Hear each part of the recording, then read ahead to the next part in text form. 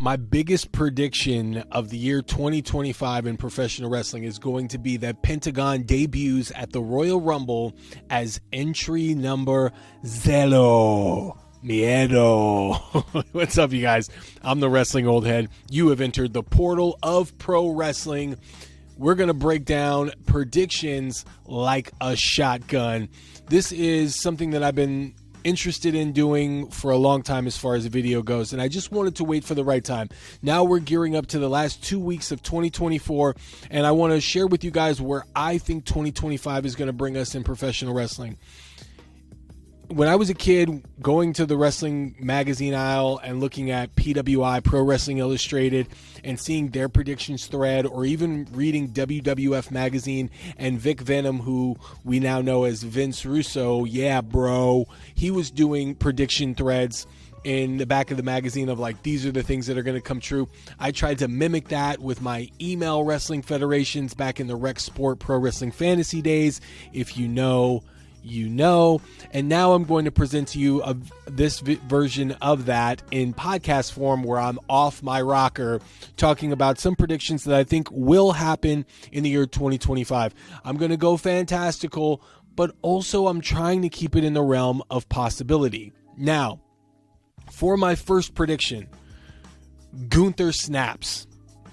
This is an interesting one because I'm trying to predict the character progression for Gunther in 2025.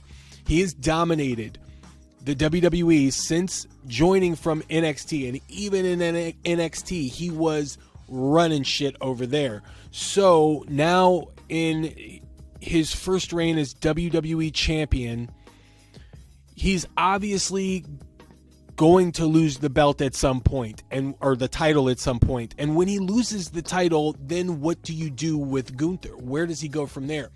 This is where I feel like you're going to see Gunther snap like Bob Backlund did in the mid-90s when he started giving everybody the cross-faced chicken wing, okay? Snapped like William Regal did when he was the King Regal for that small amount of time in the WWE.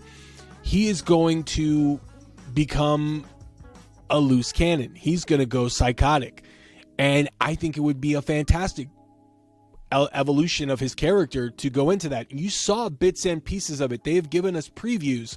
The unconfident Gunther, the up against the wall Gunther, the one who isn't sure if he can actually win. That type of Gunther, if you mold that in with someone who's going to snap and can do whatever it takes to get a win, I believe you're going to start to see that evolution with Gunther in 2025. And I believe it starts when he loses the WWE Championship. I believe that is the thing, that is the catalyst to where it's going to explode, and you're really going to start to see him really snap. And I would love to see him start using the crossface chicken wing. It's a move that not many people use, and if anybody can get that over as believable as a submission, it's Gunther. I mean, he's already doing the choke out, right? So it's basically a sleeper hold. He wraps his legs around him. All you got to do is twerk that arm back just a little bit and then move the chin to the side and start wrenching on it. And you got a really devastating finisher. And I'd love to see, if anybody could bring back the crossface chicken wing, it's Gunther.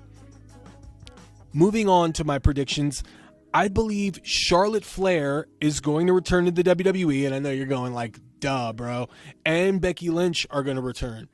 They are not going to return together, but eventually in the year 2025, they will both reunite with Bayley. That's right. Bayley, Becky Lynch, and Charlotte Flair will join forces to thwart the dominance of a new women's faction. Now, what faction that is, I mean, we can go on a 3-hour podcast about all the women that are in NXT that could potentially show up and dominate together as a stable. You've got Stephanie Vacuor, you've got Ren Sinclair, you've got Wendy Chu, you've got Zarya, you've got Thea Hale even, Sol Ruka, Roxanne Perez, Tatum Paxley, Lainey Reed, Kalani Jordan, Jordan Grace, Julia, Gigi Dolan, Cora Jade. I mean, the list goes on and on. You get a stable of any rotation of those types of NXT women, and they can threaten the women's environment in the WWE. And who better than to reunite the horsewomen, the original horsewomen, minus Mercedes Moné, of course, the triple threat of Bayley, Becky Lynch, and Charlotte Flair, to get back together, maybe potentially for one night only, their version of the OG bloodline reuniting to thwart the attack of a new dominant women's stable. That's my prediction on that one. That's where I feel like it's going. Moving on. Roman Reigns will be left all alone at some point.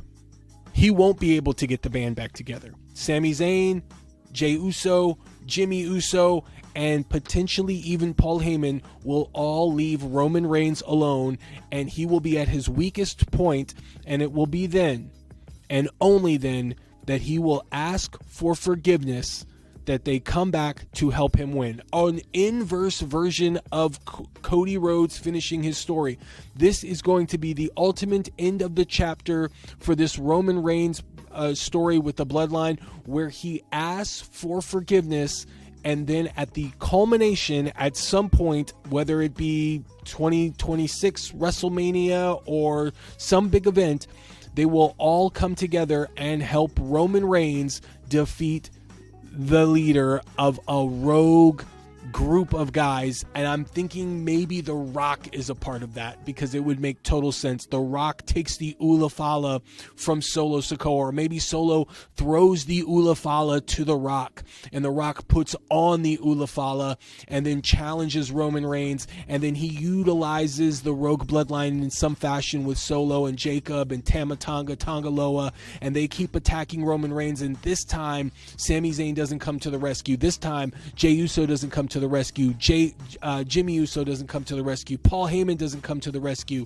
He is left alone, and it is then that he will apologize, that he will say he is sorry, and that he will acknowledge each and every one of those individuals that helped make him who he is. That is when they will come back and they will help him defeat The Rock in a final showdown.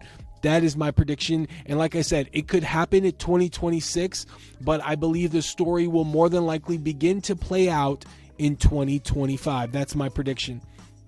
Another prediction is that the next feud for Drew McIntyre, the next big match for Drew McIntyre in 2025, will be against Roman Reigns. This will be the start of Roman Reigns losing his friends and them not coming to help when Drew McIntyre gets in the head of Jey Uso, of Sami Zayn, and and maybe even of Jimmy Uso, and causes them to doubt the loyalty of Roman Reigns. Drew calling out Roman Reigns for using all three of those men for as long as he did and never apologizing will be brought up by Drew McIntyre. If you noticed in 2024, Drew McIntyre's style of promo had changed. He had become more honest, more brutally honest, going from Sheamus talking about burger after burger after burger, and even into CM Punk promo territory where they were cutting it thin there, right there. They were really slicing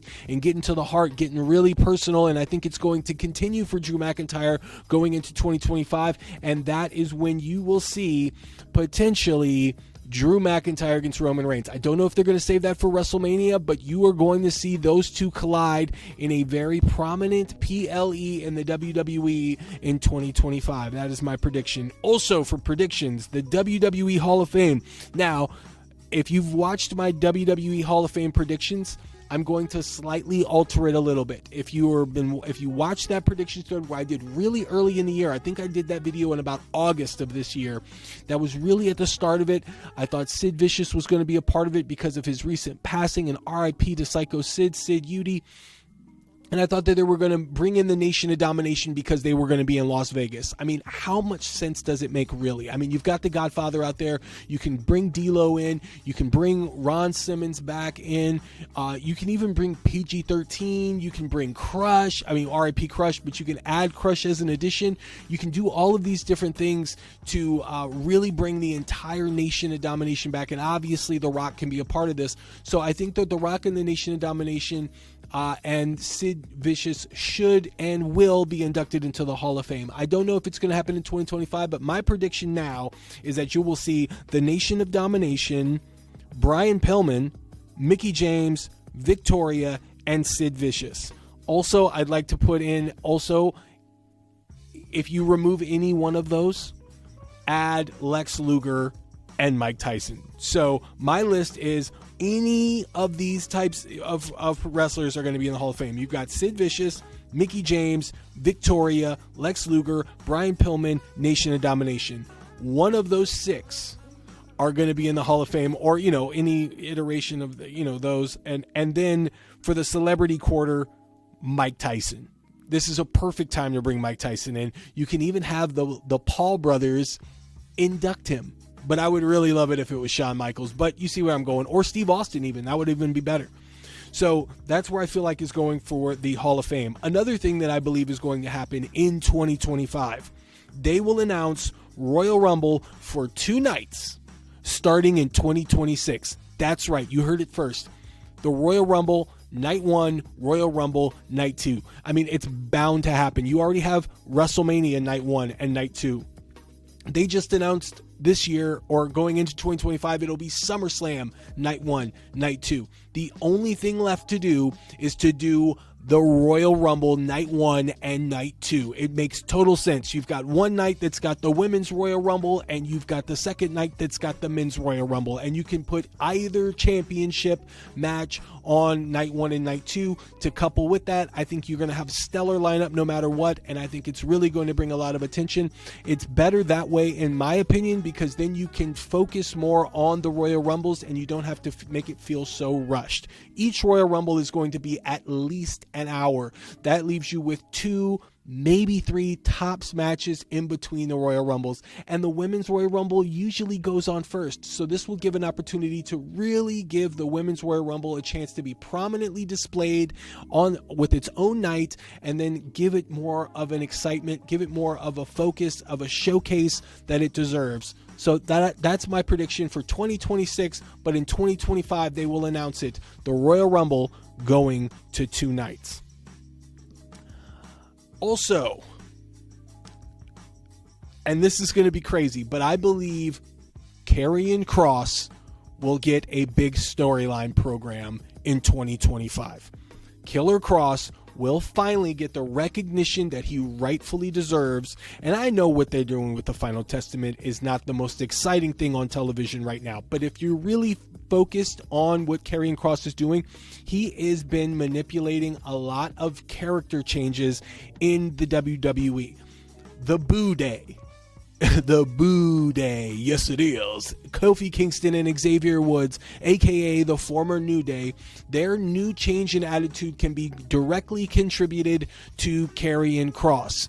The Miz, the program that's going on with The Miz, where he turned on R-Truth, and it doesn't even seem like he really wanted to, but he's now at the bidding of Karrion Kross. Karrion Kross has been manipulating all of this behind the scenes. Shinsuke Nakamura. Look at what has been going on with Shinsuke Nakamura. He came back with a new, darker attitude, and he is already the United States champion. I mean, how much, and it's directly contributed to Karrion Kross. Look at Bobby Lashley. That Bobby Lashley isn't even a part of the WWE anymore, and the Street Profits look like they're close to splitting up as well. This is all attributed to Karrion Kross. He is Viggo the Carpathian of Ghostbusters 2 fame. He is the one with the ooze that is getting everybody to be their worst self, or if you ask Karrion Kross, their best self. And I believe he's going to have a prominent program in 2025. One of the programs that I am predicting is going to happen in 2025, he will be in a feud with CM Punk. That's right, it's the feud that you never thought about, but you know that you want to see. Karrion Kross, with the way that he truthfully cuts promos, his believability, and his intimidation against CM Punk, who's a truth teller and a notorious pipe bomb dropper, getting into the ring with Karrion Kross. They both have mixed martial arts backgrounds.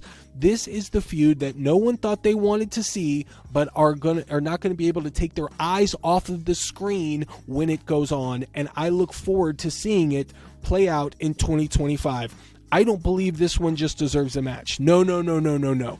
This deserves a lengthy program where Karrion Kross goes after CM Punk and tries to expose him. And I think that is, we saw a preview. If you are following X on X, Karrion Kross had a couple of messages indirectly thrown at Cody Rhodes. I believe this is the start of getting Karrion Kross to a level to where he is confident and to where he is given the opportunity to stand amongst the greats in the WWE. This will be his time to shine, and I think he's going to knock it out of the park. The promos that he has been cutting on X, if you have not been looking at them, if you have not been seeing them, they are very similar to the promos that he has been cutting on YouTube constantly.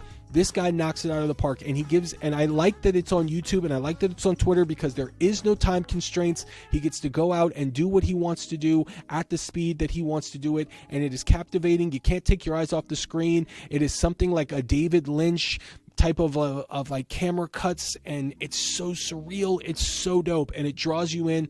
And I know that if they condense that a little bit on the WWE programming, that you would be able to really get more invested in the Final Testament. But now, as it stands, unless you're avidly looking for Karrion Kross on social media, a lot of this stuff goes unnoticed, and you just see the backstage promos, and you see some of the smaller matches that he has in the ring that don't go very long, and you're probably not that interested. But trust me, in the year 2025, you will come around, and Karrion Kross will be talked about on all social media platforms and will be the talk of the WWE with a prominent program with CM Punk.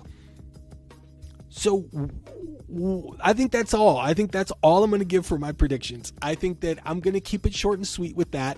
I think that what you're going to see in 2025 is a change of schedule that you've never seen before for the WWE. I think a lot of things are going to change. Hopefully it's not too crazy with the shift of the rosters, and SmackDown isn't left with the short straw. To quote Glenn Ross, and not verbatim here, but second prize is a set of steak knives. Third prize, you're on SmackDown. Hopefully it's not like that, and hopefully we get an opportunity to see a balance. But as I had stated in previous videos, I believe Gunther is going to go over to the SmackDown side. I think for Raw, you're going to see Cody Rhodes go over there. He will be there with Roman Reigns, CM Punk, Seth Rollins, Bronson Reed. I mean, that is a stacked lineup. I heard LA Knight is on his way over there too. Pentagon. I think there's going to be a lot of guys on the Raw side, because for the Netflix, they want to try and stack it up and give a lot of opportunity for people to tune into the Netflix side and avidly look for it. I think John Cena is even going to be on Raw going forward as well. That's just my prediction, but maybe he'll be able to float between brands. We'll see how that goes. For the SmackDown side of things, I think you're going to see a lot of opportunity given to the younger roster. I think Trick Williams is going to find himself on the SmackDown brand at some point as well, to give the younger stars an opportunity to grow, and I think that is the perfect brand for that. So some of the younger guys are going to be on SmackDown, while some of the greats and some of the top stars are going to be on Raw. So we'll see how that pans out. But what do you guys think about those predictions? Are they completely out of this world, mad, insane? Am I really off my rocker? Do I need to go take my meds, have some applesauce, and go to sleep? Am I really going that crazy? Or can some of those things potentially happen? You guys let me know in the comments. You guys let me know some of your out there, out of this world type of predictions that you have for 2025 in professional wrestling. Don't forget to hit a like on the way out. Thumbs up. It's that little thumbs up button over there on the side. It keeps the algorithm going in my favor and gets me out to more people so that I can continue making content for you guys. Thank you again for checking out the channel. I certainly appreciate it. And as always, wrestling fans, this has been the Wrestling Old Head. Stay tuned for more.